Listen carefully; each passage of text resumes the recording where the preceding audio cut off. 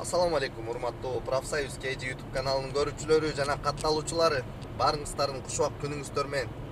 Бүгүн 7 январь 2023 жыл. Туугандар, бүгүн биз азыр Кыргызстандын Москва шаарында, Москванын шаары эмес, область болуп калат. Московская областьта кыргыздар мечит курайлы деген жакшы ниети бар экен. Чоң демилге көтөрүлүп атыптыр. Ошол боюнча азыр биз ошол жака сапар алып баратабыз.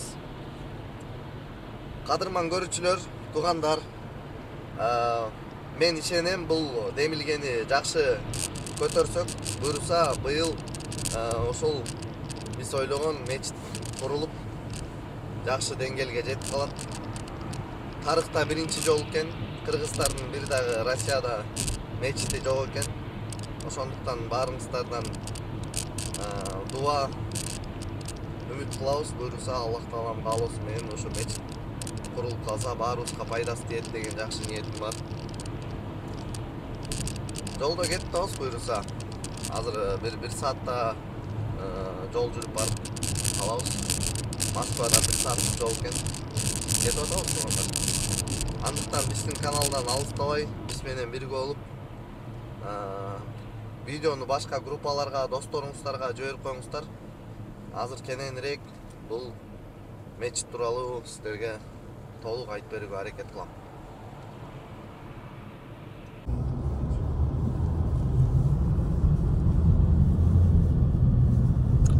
Ушундай кооздук менен рахат алып мечитке барсаңыздар кандай сонун,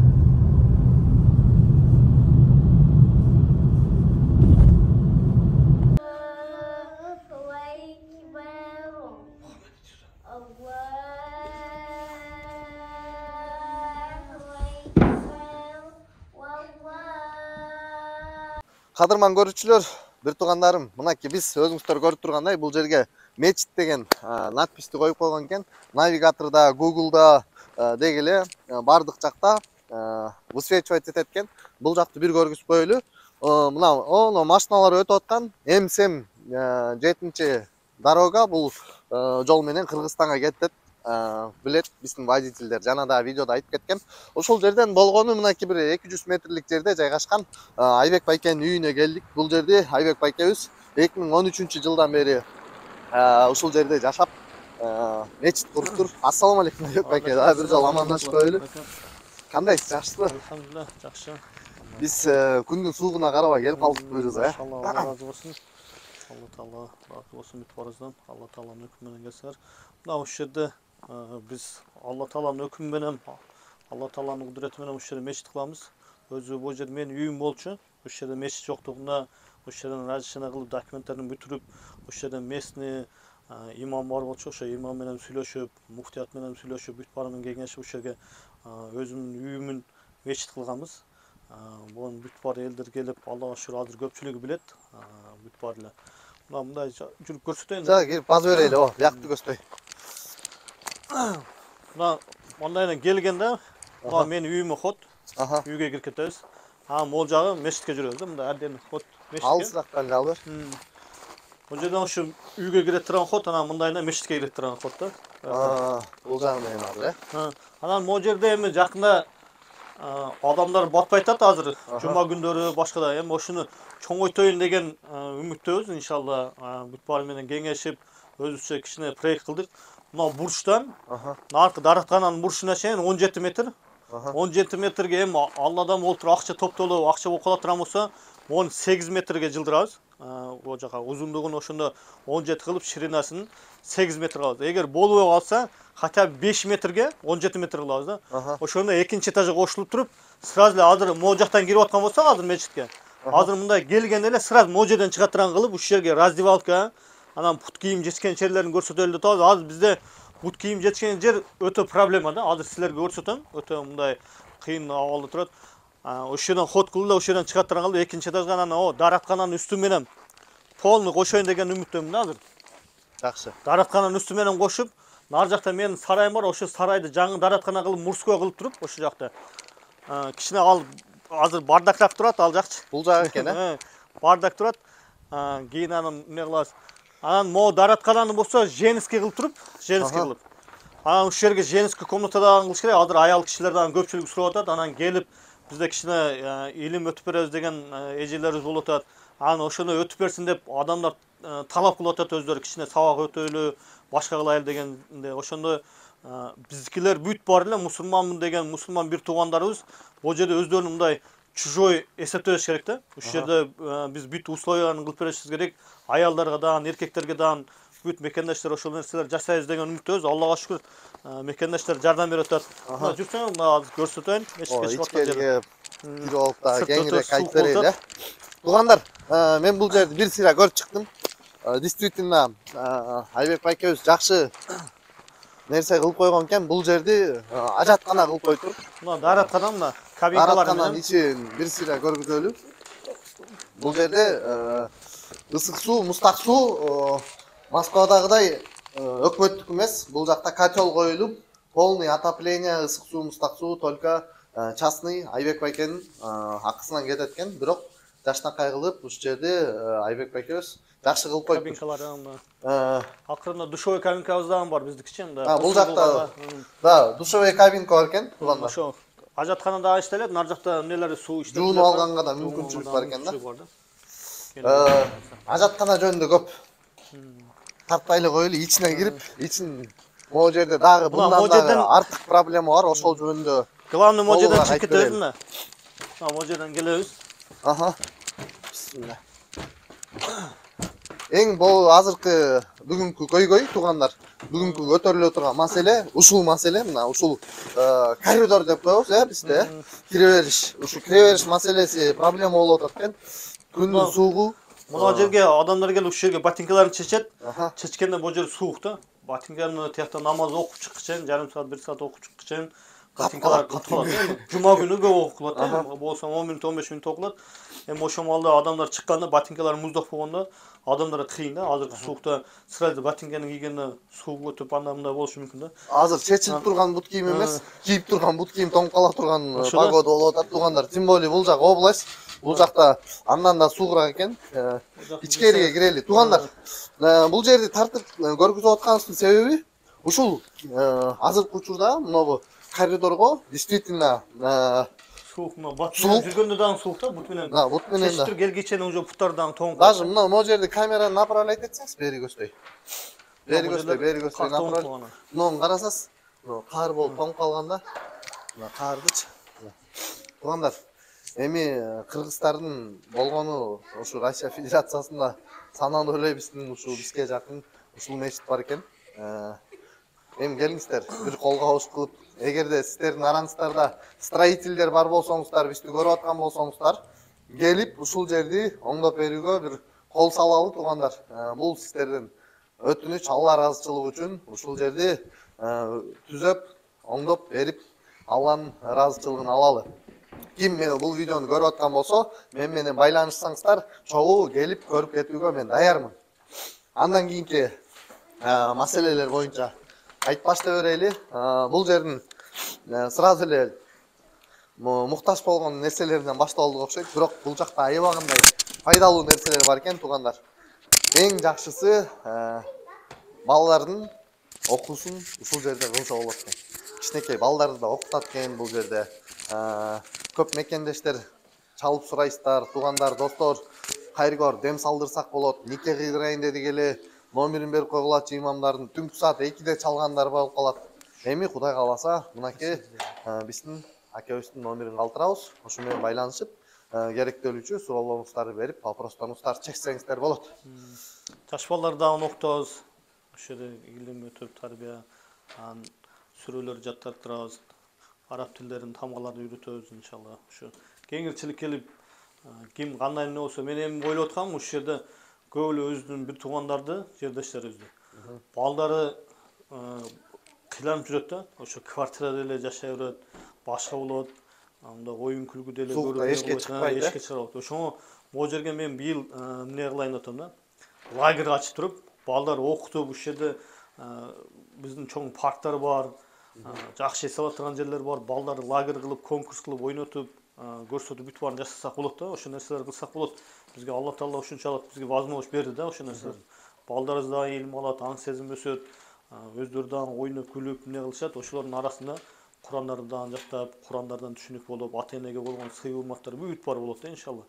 Ошо нерселер жазсак болот. Эми ошо биримдиктер бүт барбыз да. Мына альхамдулилля ошонга чейин дагы мына мен ыраазычылык билдирем. Бүт бары биздин өз жердештерим мына бүт областта, ошо 7 област болсо, 5 областтан бизге жардам болду бул ошо. Ошо дааратканан дагы ошо элдердин аркасы менен болду. Кыргызстандан дагы туруп салышты. Москвадан келип дагы жардам дагы берди. Ошо мен бир жолу ушундай таң калтырган бир эжекебиз телефон кылып айтып атат: "Ассаламу алейкум, шейх" деп мындай сүйлөп атат да. "Шейх, жакшы нерсе баштапсыз. Мен азыр силерге акча берген акчам жок. Мен ошоңо ордуна барып эле тамак аш кылып биширип бербейм усталарга" деп ушундай сүйлөп атат да. Ал деген Алладан коркуп, Алланын ыраазычылыгын табайын деген ушундай биздин патриот эжелерибиз, карындаштарыбыз бар да. Ошондой кылып элдер менен көпчүлүгү ушу такси парктын лидерлери дагы жардам берди да. Көп эле ошо такси парктардан такси иштеткен, башка такси айдаган жигиттер ошолор дагы келип өтө чоң салымын кошуп жардам берген. Алла ыраазы болсун. Алла Таала ар бирибиздин жүрөгүбүздө эмне болушун дагы Алла Таала билет да. Бүгүн эмне кылабыз, эртең эмне кылабыз, качанга жашайбыз, бүт баарын Алла көрүп билип турчу зат да. Ошондон Алла үчүн деп кылган болсо эч качан кем болбойт. Жакшы нерселерди эмне кылып берет. Мына балдар Куран окуйт, азыр эмне кылсаңар окуп берсин сүрөлөрдү. Жакшы. Азыр бир дагы суроо бере алайын.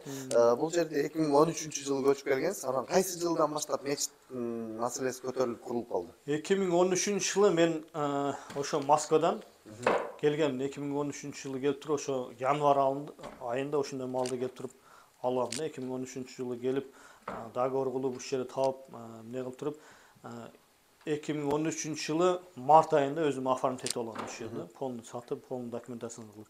Андан кийин 2016-жылы мен стройка кылып 2016-жылы ушу могу азыркы турган жерибизди мен өзүм куруп, салып бүтүргөм ушунчу. Ушундай 2 этаж кылып өзүм үй кылып салгам.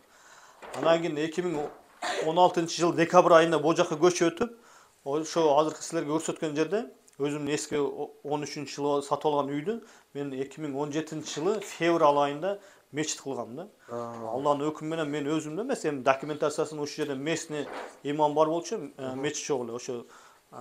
Ошо киши менен чогуу ошол жерге разрешение кылып муфтияттан, министрликтен документтер жасап туруп, анан ошол жерде мечит кылып 2017-жылы. Анан ал жерде адамдар толуп батпай калгандыгынан анан 2020-жылы анан нар жакка лестница кылып, могу жакты переделать этип, бул жер үй эле да. Бул жерлерин алып, мыналарды эмне кылып, комната эмес, чоң эле мындай зал кылып туруп, ошол жерде 2020-жылы мечит кылып, нар жактан сырттан ошо азыркы келген лестницаларды жасап, болсо могу жерде менин лестницам бар да, мына. Башында көтөрүлүп турган жер мына жерде лестницалар. Мына азыр молону коюп, мындай кыла турган ушул жерде лестница өзү. Үй жактан көрүнгөндө ушул жерде лестница, мону мындай кылып жабып туруп, люк кылып койдук. На всякий случай, как типа пожарный болуп турган, түшө турган кылып туруп, ушундай кылып даярдап койгонбуз азыр. Мына азыр 2020-жылдан бери ушул жерде мечит кылып, адамдар келип атат. Азыр адамдар иногда батпай дагы калып атат ушул жерге. Ар түрү келип калат. Анан ушул жерден өткөн өзүбүздүн кыргыз бир туугандарыбыз дагы бүт бары бүт мусулман бир туугандар дагы ушул жерге келип туруп, ушул жерде намаз окушуп, кээ бир адамдар чай ичишет, башка кылышат. Ошондой менен ушул жерден жакшы эс алып дальше Москвага дагы кирип кетишет да. Эми Москва менен аралыгы 87 километр да могу. Ар жакка дагы келип, анан Кыргызстанга барган адамдар ушул жерге келишет. Азыр көпчүлүк келип калышты. Келип ушул жерде жуунуп, пугунуп, ар жакка сакал палын алгандар дагы болуп туруп, анан дальше кирип кетебиз, Айбек байке деп өзүнүн тааныштары дагы келишет да. Башында жанагы жүк ташып эмне кылгандар тааныштар. Ошондой кылып көпчүлүк келет, мына эл үчүн ушул жерде кызмат кылып, элге пайдасы тийсин деп ошо эмне кылып атат мындай. Эми келечекке мындай ошо центр болуп калсын деп атабыз, эми бүт баары эмне болсо. Могу бизде жана мен видеого элге кайрылып айтып кетпедим да. Көп болот да жанагы суроолорчу. Дем салып береби кичинекей балдарга, анан кийин өзүм жаман сөз жүрөм деген чалуулар мага көп болот да. Ушулар деле кайрылып келе берсе, бул жакта постоянно имамдар бар да. Келсе бар, бул жерде өзүнүн кыргыз имам дагы бар, постоянно эмне кыла турган. Абдул Хафиз деп 9 жыл ошо медреседе окуган, 9 жыл окуган, илимдүү, орусчаны дагы без акцент сүйлөгөн, анан ошо бүт элдерге жардам берген Абдул Хафиз деп ошо Москвадан келип, имамчылык кылып, имамчылык өтөт. Бизде 4 имам бар. Анын арасында бир местный татар, главный имам. Ошо имамдарды жумушка алып коюп, ошолор колун эмне кылып карайт да. Анан экинчиси ошо биздин өзүбүздүн кыргыз бир тууганыбыз. Анан үчүнчү, төртүнчү эки тажик да. Олордан өтө таква, өтө жакшы имамдар келишет. Ошо өчүрт менен жумага, андай-мындайларга өтүп эмне кылышат. Анан кийин кимисин кандай эмнелер касы адамдар чакырса, ошонусун чакырып эмне кылып беребиз.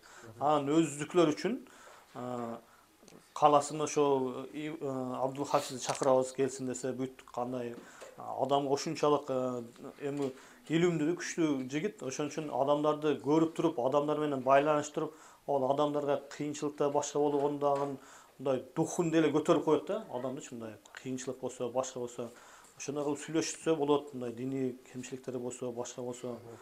Анан кийин олор күтпөстөн эмне кылып келебиз десе, мына алхамдулилlah мен дагы адамдарга дем салып, нике кыйып, анан жаназаларын окуп, ошондой кылып эмне кылып коебуз. Могу жерде азыр бизде ошону чечелип атабыз. Азыр ошо мусулмандарга отдельный мүрзө алайлы атабыз, отдельный. Бирок бар өзүбүздүн көп эле чердештер келип ушул жерге өздөрүнүн бир туугандарын койду. Ошол жерге өзүм барып, өз колум менен коюшуп, каралашып, биздин милдетибиз. Биз ошол нерселерди кылып беришибиз керек, жардам беришибиз керек, көңүлүн көтөрүшүбүз керек. Кыйланып келген кээ бир өлкөлөрдүн жаш балалары чарчап калат. Олорду ошондой кылып ушул жерде биз өзүбүздүн бир туугандарыбызды эч качан бирдемкеге муктаж кылбастан, ар бир нерсесине даяр болуп, ушул жерде ошо условияларды даярдап беришибиз керек да биз. Биздин могу жердеги бир туугандар эч нерседен кыйланбастан, ар бир нерсе бар деп коркпостон жүрсө, кээ бир адамдарга биз адамдар менен чогулуп, өз жердештер менен чогулуп, ушу мечитке келип кыйланган, кыйынчылыгын айткандарга жардам берип жүрдүк да, ошоңочон элечи. Канча акча керек болгон болсо, ошолорду дагы топтоп бердик. Ошондой кылып анан өзүбүздүн бир туугандарыбыз, өзүбүздүн мекендештер көп ушундай патриот, элге жардам бериш үчүн, Алла үчүн, Алланын ыраазылыгы үчүн кылган элдерибиз көп, Аллага шүкүр. Азыр түшүнүктүү болду. Азыркы мынагу бизде азыр маселе көтөрүлөт, суук жер депчи. Бул мекендештерибиз көптөр чалып сурайт, кээ бирлер түшүнбөйт, орус болуп калды кээ бирлерчи. Анан ушу садака болуп калат да бул деле, мечитке садака катары болуп калат. Ушу кыргыз элим ким, эгер сиздер бизди көрүп аткан болсоңуздар, ушу мечиттин кире беришин коридорун оңдоого буйрукса бул жака атайын эч бир жака колдонулбаган номер карта калтырабыз. Ошол номерге өзүңүздөрдүн колуңуздардан келген 50 рубль болобу, 100 рубль болобу айырмасы жок. Жүрөгүңүздөрдөн чыгарып которсоңуздар, биз ушул жерди оңдоп, түзөп, андан кийин буйрукса видео отчет кылып киргизебиз. Бул дагы кичинекей болсо дагы чоң садака болобу, аз садака көп балейин алдын алат дейт тургандар. Ошондуктан жүрөгүңүздөрдөн канча чыкса дагы которсоңуздар, биз ыраазы болобуз, Алла ыраазы болот. Анан Айбек акем азыр садака боюнча бир кичине маселе айтып койбойсузбу? Хадис деп коелу. Хадис. Мына мисалы үчүн Пайгамбар саллаллаху алейхи вассалам айткан, мусулмандар ошо бири-бири менен жарашыш үчүн ушу садака жарыя менен жарашыш керек да.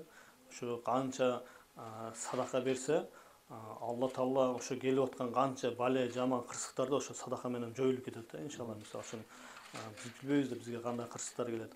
Анан кээ бир адамдар ойлойт, садака берсем байлыгым азайып калат. Жок, Алла Таала Субханалла Таала айтат, ошо мага бирди берсең, мен сага 10ду берем дейт да.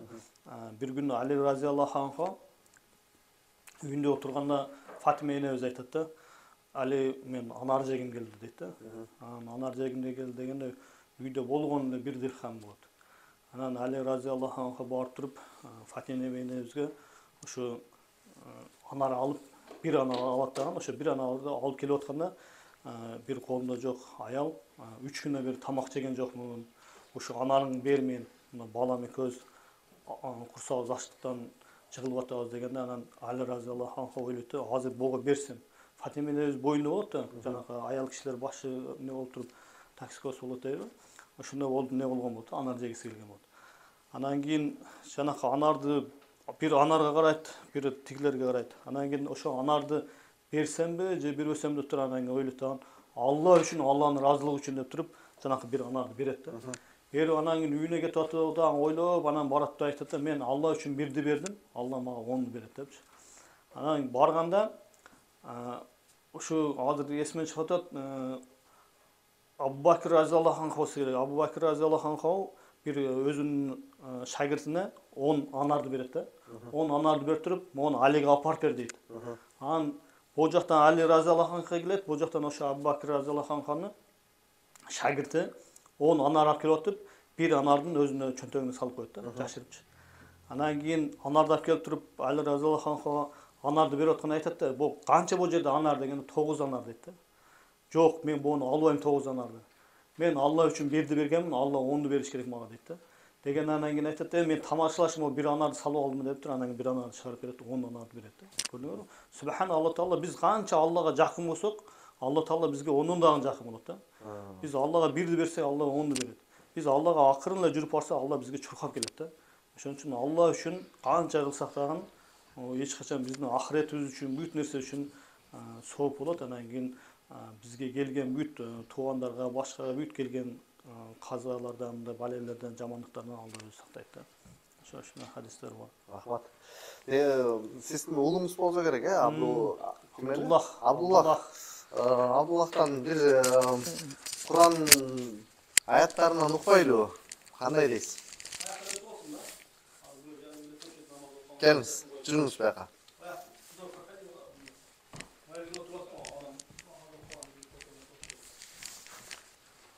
Assalamu alaikum. Qandaysiz? Yaxshimi? Yaxshisizmi? Qancha sura bilasiz? Men qarab turayın. 40. Ha? 40? Садись сюда, садись. 40 сура білесіз? 5 пара. 5 пар? А давайте тогда прочтем изначально вот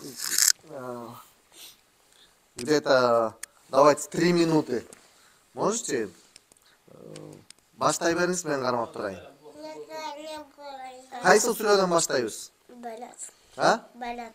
Хорошо, баштайлы. Бисмиллахиррахманиррахим. أعوذ بالله من الشيطان الرجيم بسم الله الرحمن الرحيم لا أقسم بهذا البلد وأنت هل بهذا البلد ووالد وما ولد لقد خلقنا الإنسان في كبد أيحسب أن لن يقدر عليه أحد يقول أهلكت مالا لبدا أيحسب أن لم يره أحد ألم نجعل له عينين ولسانا وشفتين وهديناه النجدين فلاقتحم العقبة وما أدراك ما العقبة فك رقبة أو إطعام في يوم ذي مسغبة يتيما ذا مقربة أو مسكينا ذا متربة ثم كان من الذين آمنوا وتواصوا بالصبر وتواصوا بالمرحمة أولئك أصحاب الميمنة والذين كفروا بآياتنا هم أصحاب المشأمة عليهم نار مؤصدة. Amin. Dua qilib qo'yaylik. سبحان ربك رب العزة عما يصفون وسلام على المرسلين والحمد لله رب العالمين. اللهم أنت ربنا لا إله إلا أنت خلقتنا ونحن عبادك ونحن على عهدك وعدك ما استطعنا نعوذ بك من شر ما صنعنا نبوء لك بنعمتك علينا ونبوء لك بذنوبنا فاغفر لنا فإنه لا يغفر الذنوب إلا أنت. اللهم إنك عفو كريم تحب العفو فاعف عنا. اللهم إنك عفو كريم تحب العفو فاعف عنا. اللهم إنك عفو كريم تحب العفو فاعف عنا. ربنا آتنا في الدنيا حسنة وفي الآخرة حسنة وقنا عذاب النار. Амин. Абдуллах, а сколько тебе лет? 8. 8? А со скольки лет ты начал изучать Коран? С половиной годиков. С половиной годиков? Получается, как ты начал уже говорить, да? Да. Да? А кто тебя учит? Меня учил старший брат. Старший брат? А из учителей? изучили там афроамериканец Абдуразак. Абдуразак, да? А ты вот чем целый день увлекаешься в данное время? Ну, читаю Коран там. Мгм. Иногда, ну, А в школу ходишь? спортом занимаюсь, да. В школу. А где учишься? Недалеко. А как, второй класс? Да, Да? Понятно. Сегодня выходной, да? да. А вообще телефон смотришь, игры играешь? Ну, иногда. Иногда, да? Когда отец разрешает? Да? Молодец. Ну дай Аллах, чтобы ты процветал дальше. И в следующем нашем встрече, чтобы ты не 5 пар, а еще 5 пар выучил, да? Да, вот, все, спасибо большое. Рад знакомству. Меня Тимур зовут. Красавчик. Урматтуу көрөрмандар, кадырман кыргыз бир туугандар деги эле башка дагы улуттагылар болсо деле, эгерде сиздер уулдарыңыздары кайсыл жака барып дин үйрөтөм десеңиздер, ушул Айбек байке менен байланышсаңыздар, ушул жерге келип балдарыңыздарды ислам динин үйрөтүүгө, Куран окууга жана ошондой эле туура тарбия алуусуна ушул мечитке, медресеге берсеңиздер болот. Менимче Москва шаарында чындап эле Айбек аке айткандай, үйдө эле камалып отура бербестен же болбосо телефон чукулап отурбастан ушундай жашы жолго умтулуусу туура деп ойлойм. Андыктан көрсөтүлгөн номерлер менен байланышып, андан ары балдарыңыздарды туура жолго сапарлатууга мүмкүнчүлүк түзсөңүздөр болот. Туугандар, мен бул мечит тууралуу сиздерге дагы бир кайрылып кетейин. Бул жака жөн эле келген жокпуз. Бул жакты 2-3 күн мурун болуп калганбыз. Бул жерде ошо муктаж болгон, жанагы эле көргөзүлгөн ажаткананын даже жаман суусу дагы общий канализация кошулбай, аны дагы ай сайын машинага сордуртуп алдыртып кетет экен. Ар бир ушундай муктаждыктарга бул жак муктаж болуп турат экен. Эгер сиздер колуңуздардан келсе, биргеликте жардам берели, Алла ыраазычылыгы үчүн. Ал эми мен бул жакты дагы келип, буюрса сиздерге отчет кылып, менин ниетимде бар. Ушул жакты жана Айбек байке айткандай, чоңойтобуз деп атат мечитти, анткени батпай калып атат экен. Жума күндөрү эл батпай, сыртка окуп калып аткан. Эчтеги суукту өзүңүздөр көрүп атасыздар. Ошондуктан келиңиздер, бир мечиттин курулуп калышына себепчи болуп калалы. Буюрса күч бирдикте биз сиздердин колдооңуздар менен бийиктикке бирге жетебиз. Ал эми мен сиздер менен Тимур Курманбеков жана Профсоюз KG командасы болду.